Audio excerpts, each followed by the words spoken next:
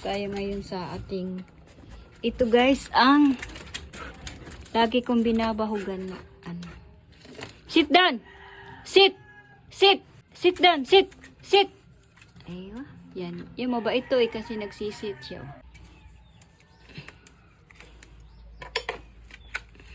May sit down yan siya. Sit down yan siya.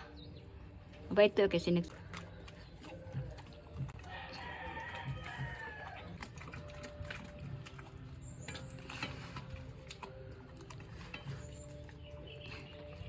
tayo ngayon sa ating ito guys ang lagi kong binabahugan na ano.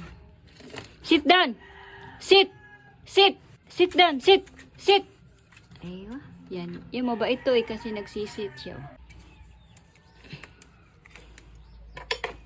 May sit down yan siya. Sit down yan siya. Mabait ito kasi